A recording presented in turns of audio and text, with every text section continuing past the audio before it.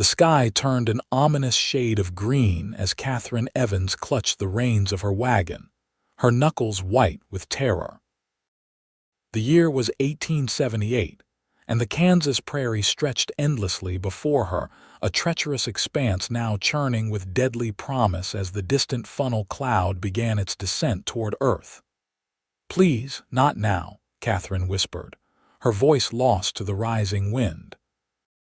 At 23, she had endured too much already: the death of her parents, the collapse of her family's business in St. Louis, and now this desperate journey west to claim a teaching position in Fairplay, Colorado.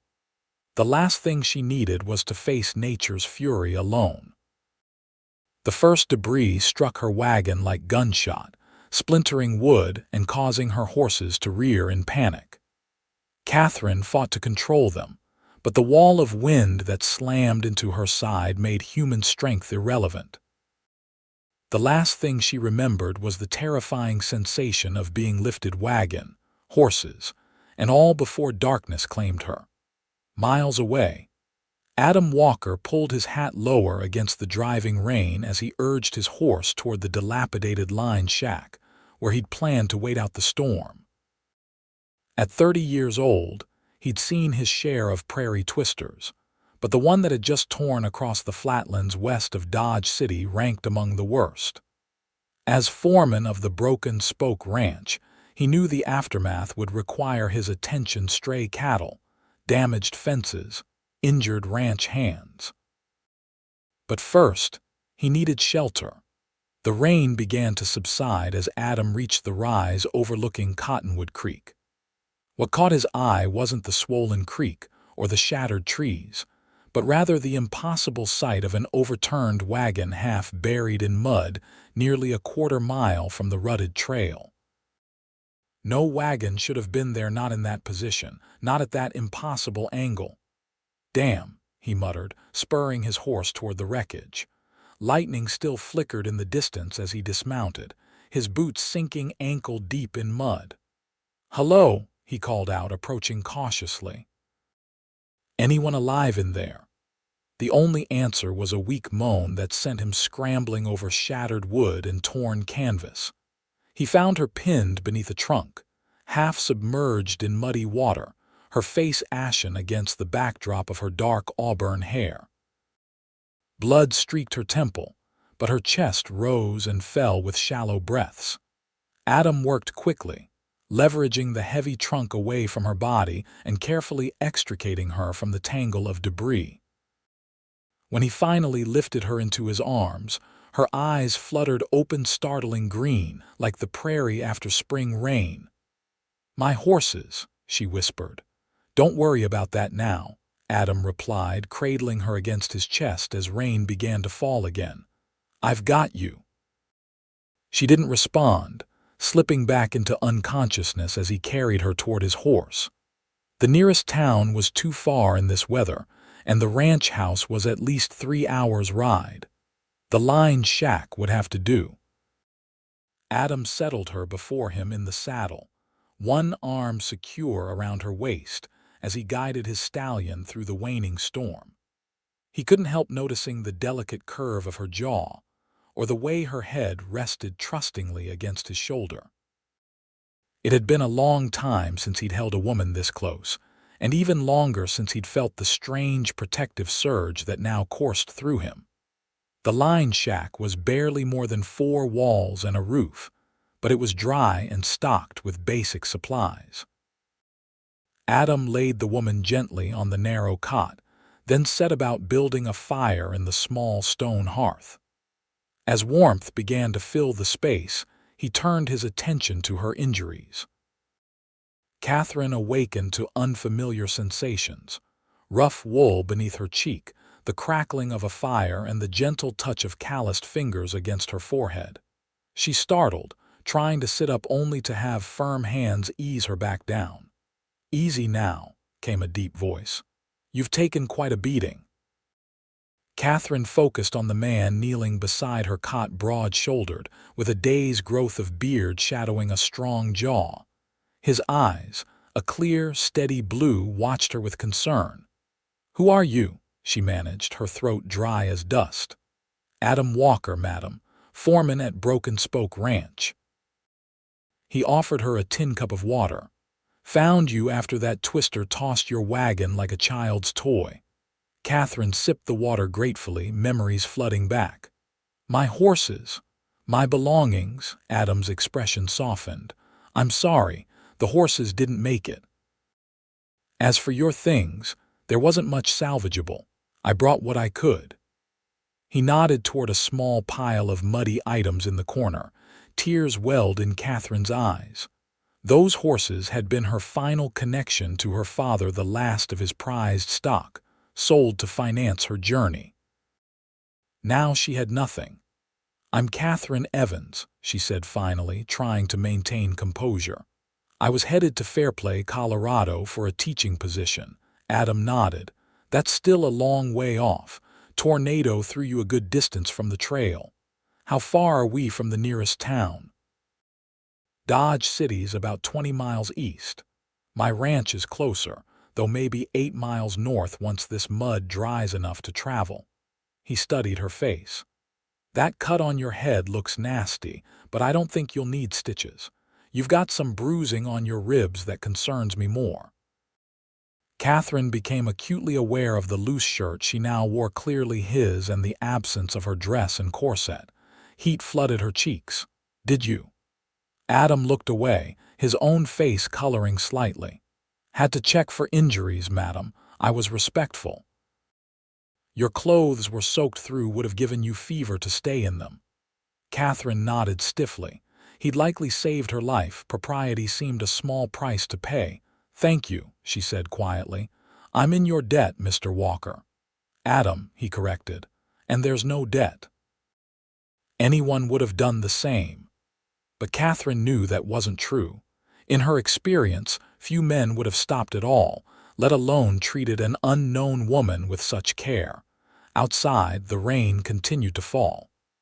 Adam explained they'd need to wait until morning to travel safely to the ranch.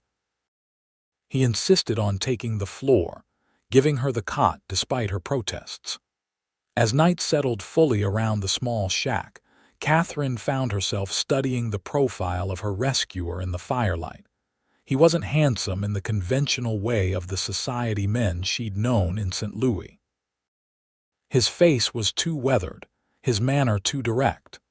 Yet there was something compelling about the quiet strength he radiated, a dependability that made her feel safe for the first time since leaving home.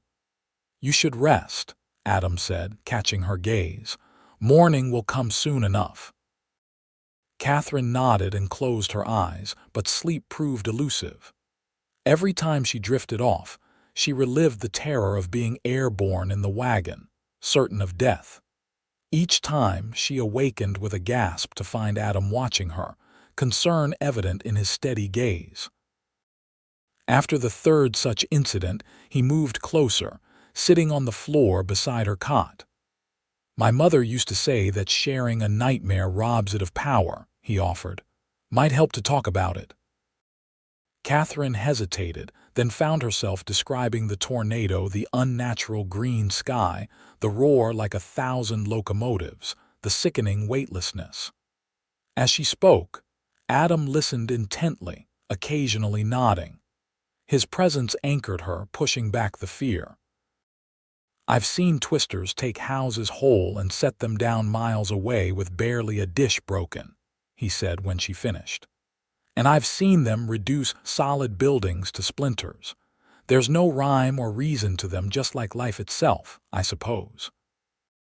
"You sound like a philosopher, Mr. Walker," Katherine observed. His mouth quirked in a half-smile. "Just a cowboy with too much time to think under the stars, Miss Evans." "Katherine," she corrected, returning his earlier gesture. Adam nodded, and something shifted in the small space between them, a subtle acknowledgement of connection. They talked through the night, the conversation flowing from her teaching ambitions to his 10 years building the Broken Spoke, from struggling cattle operation to one of the most respected ranches in Kansas. Katherine learned of his orphan childhood, his apprenticeship to an aging rancher named McAllister, who'd eventually left him the foreman position, and his dreams of someday having his own spread. When dawn finally broke, Katherine realized she'd slept several hours without nightmares. Adam was already preparing a simple breakfast of coffee and hardtack, his movements efficient in the small space. "How do you feel?" he asked, offering her a steaming cup. Katherine sat up carefully, testing her limbs. "Sore, but nothing seems broken. I believe I can travel." Adam nodded approvingly. "Good. We should reach the ranch by midday. Mrs. Hollister, our cook, will fuss over you proper. She's been mother-henning ranch hands for 30 years. Katherine sipped her coffee, suddenly anxious. "And after that, I've lost everything, Mr. Walker Adam. I have a small amount of money sewn into my petticoat, but it won't be enough to replace the wagon and team." Adam considered this as he gathered their few belongings. "Stage comes through every Tuesday heading west. You could still make it to Fairplay, though it'll cost most of what you have." "And if the position has been given to someone else?" Katherine couldn't keep the worry from her voice. "I was already cutting it close." "Then you stay on at the ranch until something suitable presents itself," Adam replied with simple certainty. "We can always use an educated person to help with the books and correspondence." His casual offer of assistance touched Katherine deeply. "You hardly know me."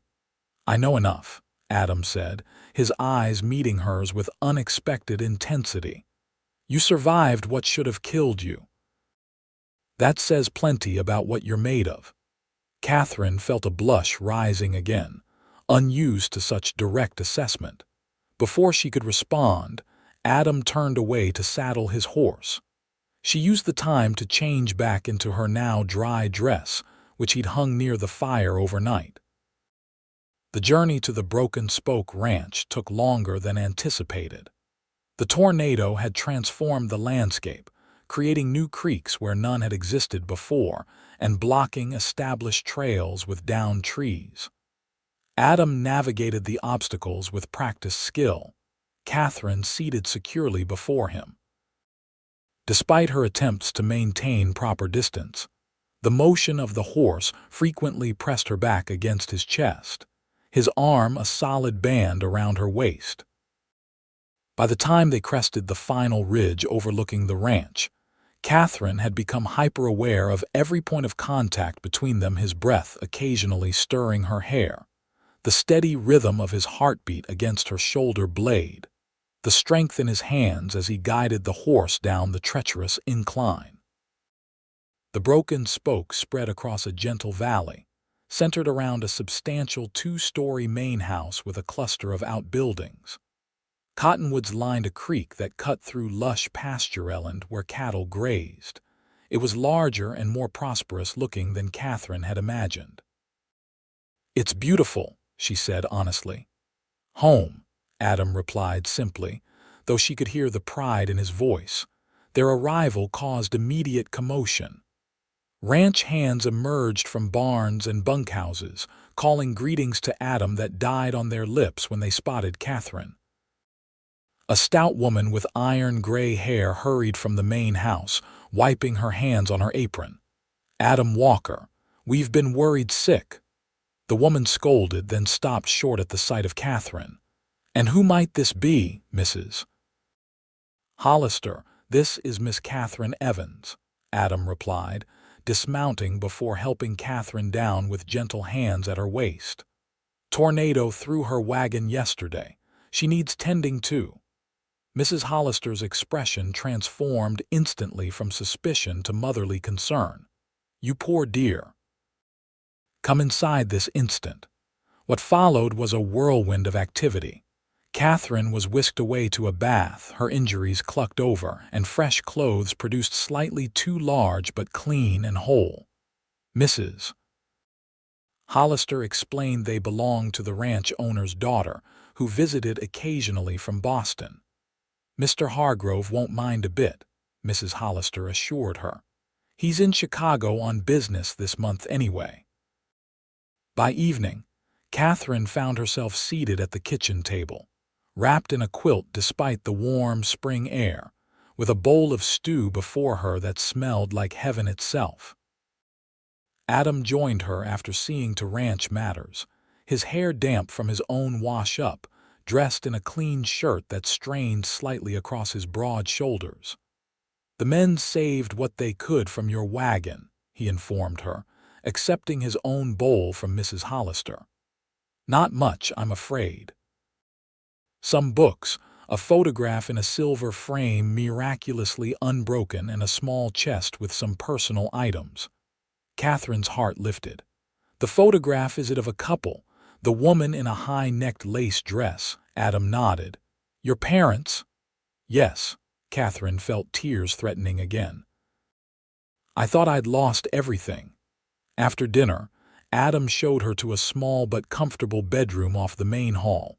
"You should rest," he said. "Tomorrow's soon enough to decide your next steps." Katherine thanked him, suddenly shy in this more formal setting. "I don't know how I'll ever repay your kindness." Adam studied her for a moment, something unreadable in his expression. "No need for repayment, just glad you're safe." He hesitated, then added, "Sleep well, Katherine." As he turned to leave, Katherine called after him, Could you tell me more about Fairplay? I've never been to Colorado." Adam paused, then nodded. "I've been there once. It's growing mining town mostly, high up in the mountains." He came back to lean against the doorframe. "Beautiful country, but hard living. Winters are brutal. You think a city girl like me could manage it? You survived a tornado that should have killed you," Adam said, echoing his words from earlier. "I suspect you can manage just about anything." They talked for nearly an hour about Colorado, about teaching, about the realities of frontier life for a woman alone. When Adam finally bid her good night, Katherine found herself watching the closed door long after he'd gone, a strange emptiness settling in her chest. The next few days established an unexpected rhythm. Katherine's bruises began to heal, and her strength returned quickly. She insisted on making herself useful, helping Mrs. Hollister with meals, and taking over correspondence for the ranch, drafting letters to cattle buyers and suppliers in her elegant handwriting. Adam brought her ledgers in need of organizing, and she discovered a satisfaction in bringing mathematical order to the ranch's accounts. Each evening, Adam would find some reason to seek her out, questions about a letter she'd written, discussions about the books she'd salvaged, observations about ranch operations. Their conversations grew increasingly personal, touching on hopes and disappointments, beliefs and doubts. Katherine learned that Adam had nearly married once, years before, but his fiancée had chosen a banker over a cowboy. He spoke of it matter-of-factly, without bitterness, though Katherine sensed the wound had cut deep. In turn, she told him about the teaching position in Fairplay, how it represented not just employment, but independence after years of caring for her ailing parents and watching their fortunes dwindle. "Tuesday's approaching," Adam reminded her on the fourth evening as they sat on the ranch house porch, watching the sunset paint the prairie in gold and crimson. "Stage will be coming through." Katherine nodded, her stomach twisting at the thought. "I sent a telegram to the school board in Fairplay. They've hired someone else, assuming I wasn't coming." Adam's expression remained neutral. "I'm sorry to hear that." "Are you?" Katherine asked before she could stop herself. His eyes met hers, startlingly direct. "No," he admitted. "Can't say that I am." The honesty of his response sent warmth flooding through her.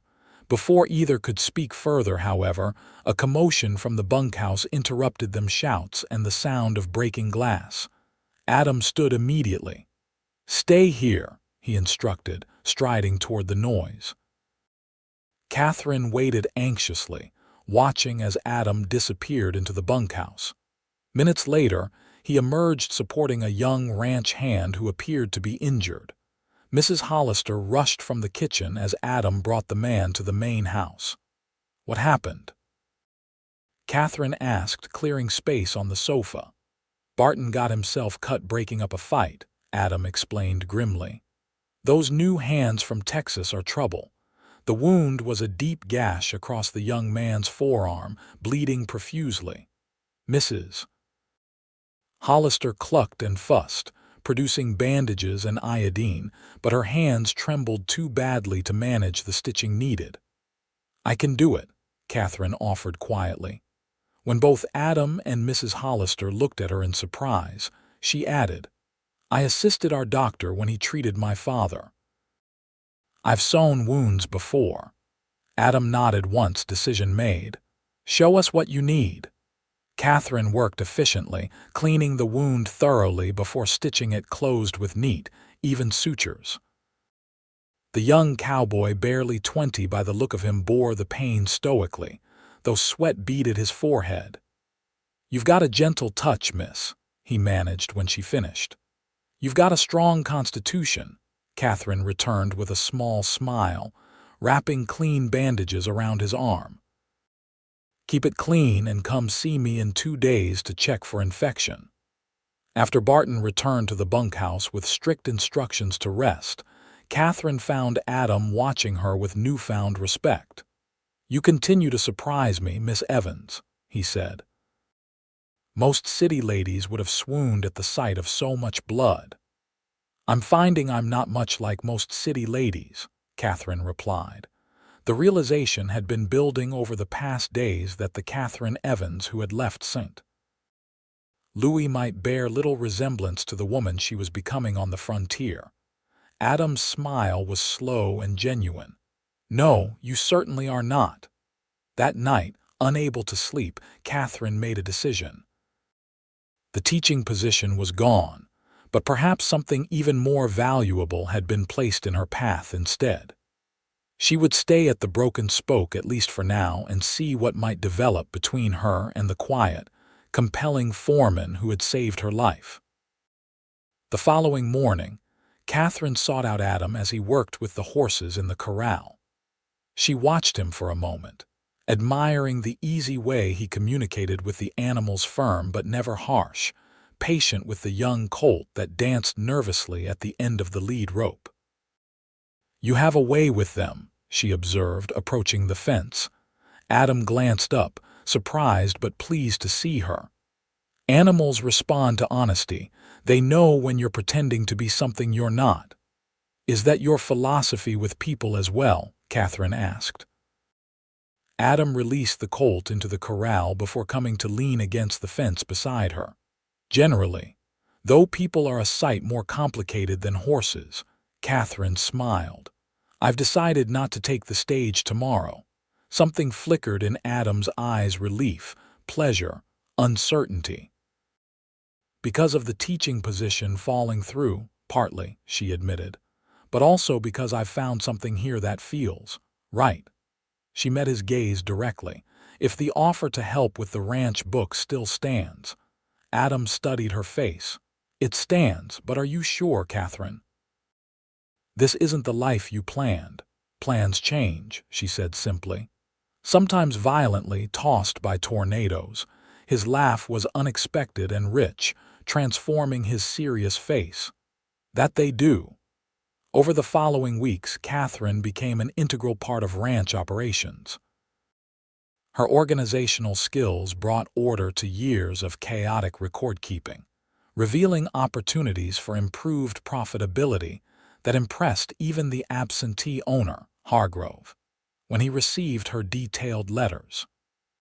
She moved from the main house to a small cabin near the creek that had once belonged to the previous bookkeeper. Adam and several hands helped her make it comfortable, adding a porch where she could sit in the evenings, shelves for her salvaged books, and curtains sewn by Mrs. Hollister. The transition wasn't without challenges.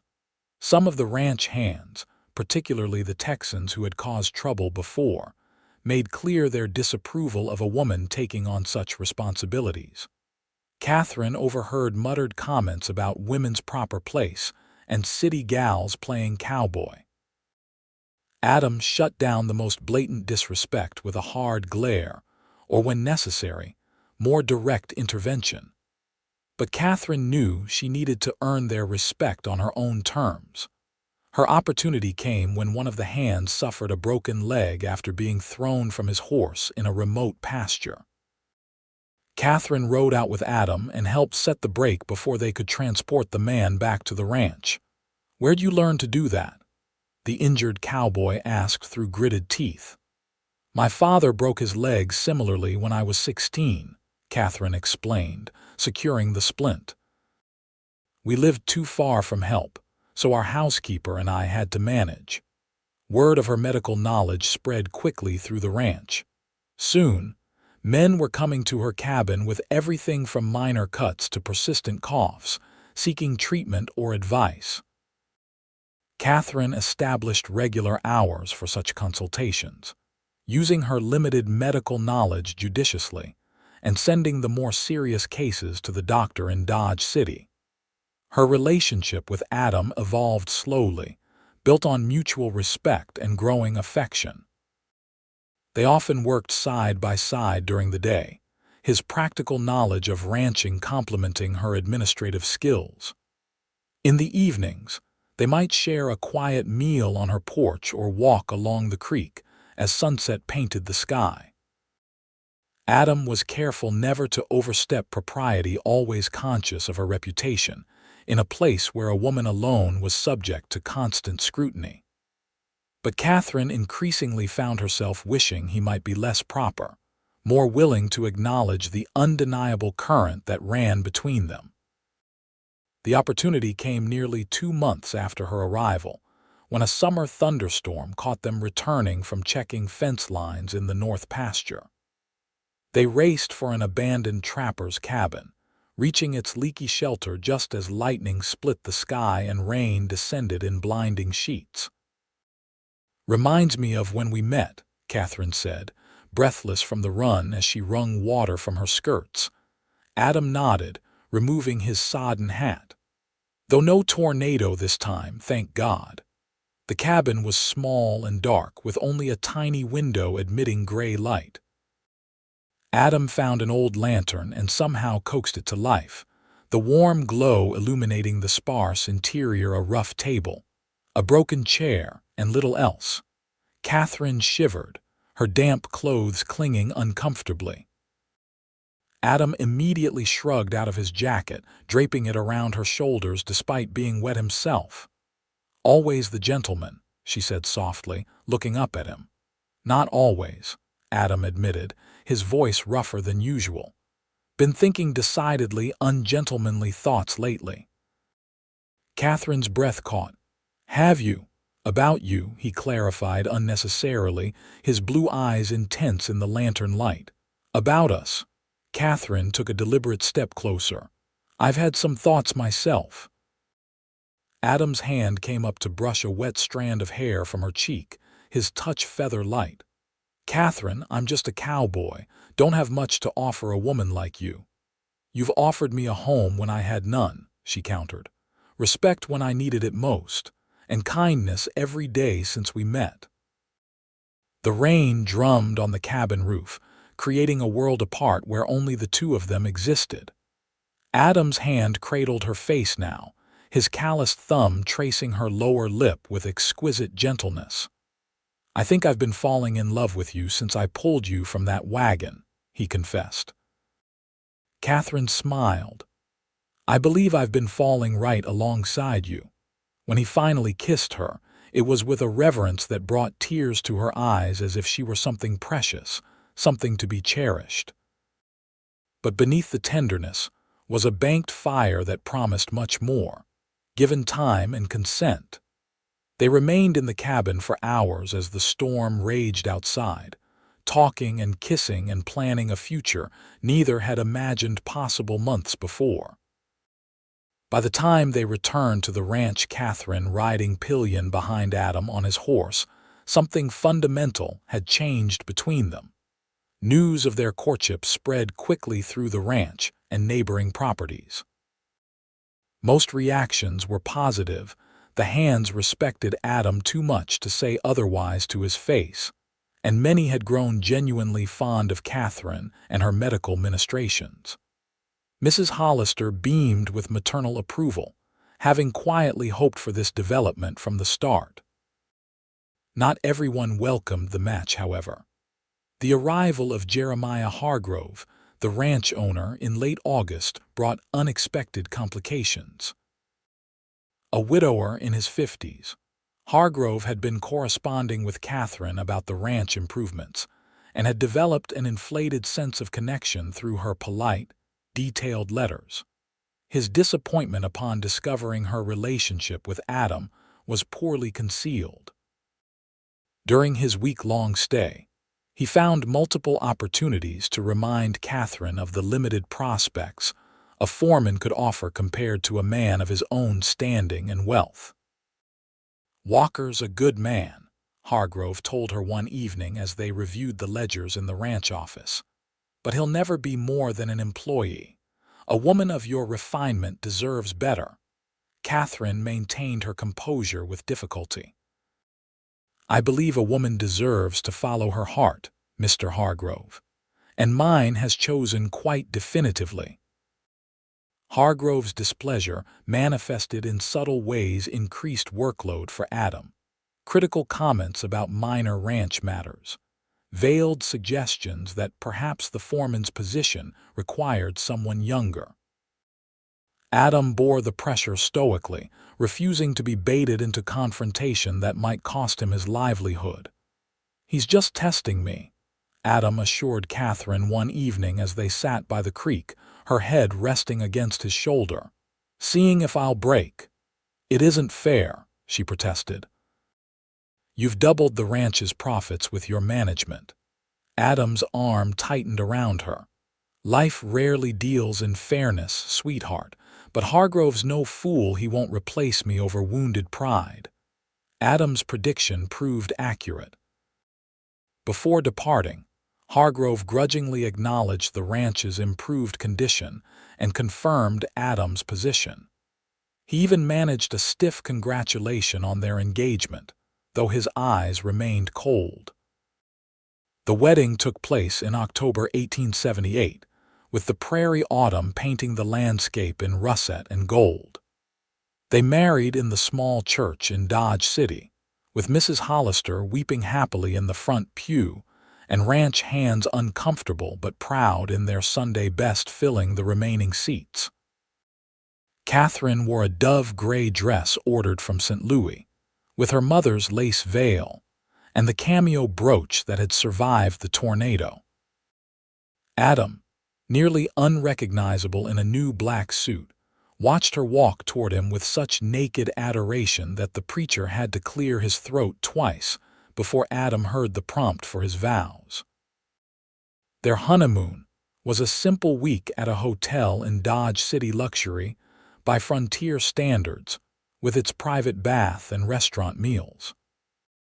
They returned to a transformed cabin, expanded and renovated by the ranch hands during their absence, with new furniture, a proper cookstove, and even a small piano salvaged from a departed family's wagon train. Winter descended on the prairie with characteristic ferocity. Katherine discovered new aspects of ranch life: the constant struggle against snow and ice, the life-or-death urgency of protecting cattle from blizzards, the crushing isolation when storms made travel impossible for days at a time. But she also discovered the profound intimacy of long evenings by firelight, with nothing but conversation and companionship to fill the hours. She learned Adam's body as thoroughly as she had learned his mind, finding in physical love a depth of connection she had never imagined possible. And she witnessed Adam's quiet strength tested and proven repeatedly, as he led the ranch through one of the harshest winters in memory, without losing a single hand or more than a few dozen cattle. Spring's arrival brought renewal in more ways than one. As the prairie exploded with wildflowers, Katherine confirmed what she had suspected for weeks: she was carrying their child. Adam's reaction exceeded even her most hopeful expectations. The usually reserved man whooped with joy, lifting her off her feet and spinning her in a circle before setting her down with sudden concern. "I'm not that fragile," she laughed, touched by his protective instinct. "You'll have to forgive me," Adam replied, his hand gentle on her still flat stomach. "I've never been a father before, bound to make mistakes." "We'll learn together," Katherine assured him. As her pregnancy progressed, Katherine maintained her bookkeeping duties, but gradually transferred her medical responsibilities to a younger ranch hand who showed both aptitude and interest. By August, with the baby due in late autumn, she found herself nesting furiously, organizing the cabin, preparing baby clothes, and insisting that Adam build a proper cradle. "My father was a carpenter before he turned to horse breeding," she explained, sketching the design she wanted. This was his pattern for all the cousins' babies. Adam studied the drawing. "Looks complicated. It's meant to rock just so." Katherine demonstrated the motion with her hands. "Father always said it would soothe even the fussiest baby." Adam's carpentry skills proved better than he'd claimed. The finished cradle, crafted from cherry wood acquired on a cattle drive to Wichita, was a thing of beauty, perfectly balanced, with intricately carved details that had cost him many late nights by lamplight. The ranch hands, many now devoted to Miss Katherine despite initial resistance, contributed their own preparations. A rocking chair appeared on the porch one morning, a beautiful quilt, pieced together by Mrs. Hollister and the cook from the neighboring ranch, was presented at an impromptu gathering.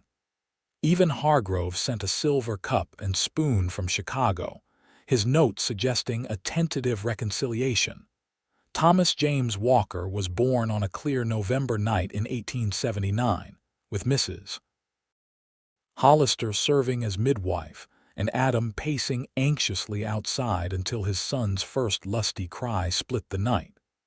When Adam was finally allowed inside, he approached the bed where Katherine lay cradling their son with such reverence that tears filled her eyes. "He has your chin," she said softly as Adam perched carefully beside them. "And your determination," Adam replied with a gentle smile, noting the infant's firmly clenched fists. "Look how he's ready to take on the world already." The baby thrived despite the winter that followed his birth. Katherine recovered quickly, finding in motherhood a joy that complemented rather than replaced her satisfaction in ranch work.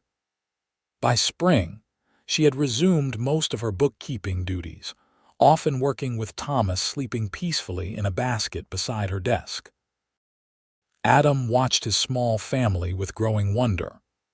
The tornado that had nearly claimed Katherine's life had instead delivered her to him, an impossible gift he strived daily to deserve. Their love, forged in crisis and strengthened through shared purpose, seemed to him as vast and enduring as the prairie itself. Life at the Broken Spoke settled into new rhythms. When Thomas was 18 months old, Hargrove made Adam an unexpected offer: partnership in the ranch, with the opportunity to buy controlling interest over time. The arrangement acknowledged what had become increasingly obvious. Under the Walker family's management, the Broken Spoke had transformed from struggling operation to one of the most profitable ranches in Kansas. "I never thought I'd own something like this," Adam confessed to Katherine the night after signing the partnership papers. They sat on their expanded porch, watching Thomas toddle after fireflies in the gathering dusk. "A man doesn't expect dreams to actually come true." Katherine squeezed his hand. "Which dream, the ranch or the family?" "Both," Adam replied simply. "All of it." In the spring of 1882, nearly 4 years after the tornado that had brought them together, Katherine and Adam welcomed their second child, a daughter they named Elizabeth Rose. Mrs. Hollister, now officially retired but still very much present in ranch life, declared the girl the spitting image of her mama. God help us all. As Elizabeth grew from infant to toddler, Thomas developed into a serious, thoughtful boy with his father's steady gaze and his mother's quick mind. At 5, he was already comfortable on horseback and fascinated by the ranch operations.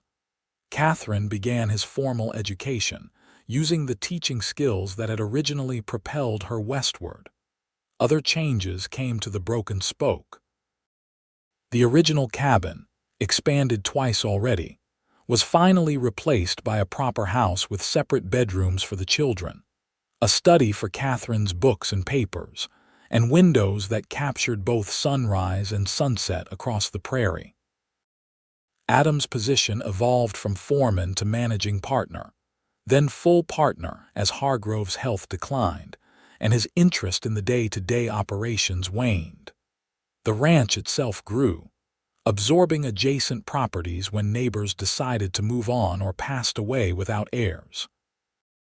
By 1885, the Broken Spoke encompassed over 20,000 acres, employed 15 permanent hands, and had diversified into horse breeding alongside its cattle operation, a development inspired by Katherine's childhood knowledge of her father's business. Through it all, their partnership remained the foundation, equal contributors with complementary strengths, each respecting the other's domain while supporting the whole.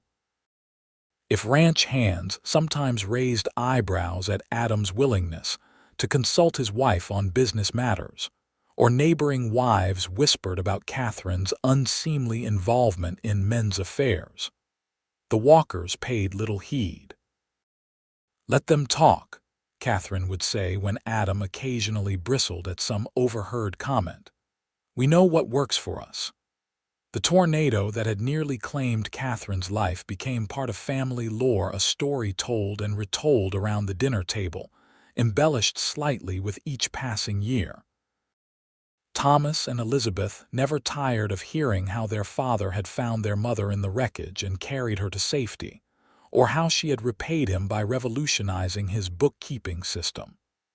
"You always leave out the romantic parts," Elizabeth complained at age 8, wise beyond her years. "What romantic parts?" Thomas asked with typical boyish disgust. "How Papa held Mama close," Elizabeth said dramatically. "How they fell in love while she was healing." Adam and Katherine exchanged amused glances across the table. "That's private," Adam told his daughter with mock severity. "But it's the best part of the story," Elizabeth protested. She wasn't wrong. For all the success they had built, the prosperous ranch, the respected position in the community, the healthy children, Katherine and Adam both knew their greatest achievement was the love they had cultivated between them.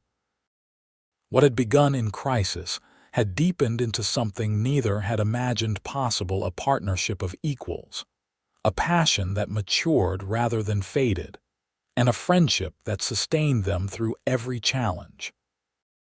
In the autumn of 1888, 10 years after the tornado, they returned to the spot where Adam had found Katherine in the wreckage of her wagon. The landscape had long since healed, with no visible evidence of the destruction that had occurred there. They stood in comfortable silence, Adam's arm around Katherine's waist, remembering. "You ever wonder what would have happened if you hadn't found me?" Katherine asked finally. Adam considered this. "I try not to, the thought of you out there alone." He shook his head. "Providence was watching over both of us that day." Katherine turned in his arms, studying the face she knew better than her own, the lines etched by sun and weather, the crinkles around eyes that still regarded her with undiminished devotion. "I was so determined to be independent," she mused. "To need no one, how wrong I was." "You're still the most independent woman I know," Adam said with a smile. "You just chose to share that independence with me." Katherine rose on tiptoes to kiss him, still moved by the depth of understanding between them. "Best decision I ever made." They rode back to the ranch side by side, as equal partners in all things. Ahead, the broken spoke spread across the rolling prairie expanded, improved, but still the home they had built together from nothing. Smoke rose from the chimney of the main house, where Thomas and Elizabeth would be helping Mrs. Hollister prepare dinner, likely arguing good-naturedly about whose turn it was to set the table. "We've come a long way from that line shack," Adam observed, following her gaze. "A long way from St. Louis, too," Katherine replied, "though not in the direction I had planned." Adam's smile was warm. Any regrets? Katherine considered the life they had built, the children they had raised, the land they had nurtured, the love they had grown. The tornado that had seemed like ending had instead been a beginning, violent but ultimately blessed. "Not a single one," she answered truthfully. And as they rode toward home, Katherine reflected that sometimes the fiercest storms delivered the greatest gifts if one was brave enough to salvage hope from the wreckage.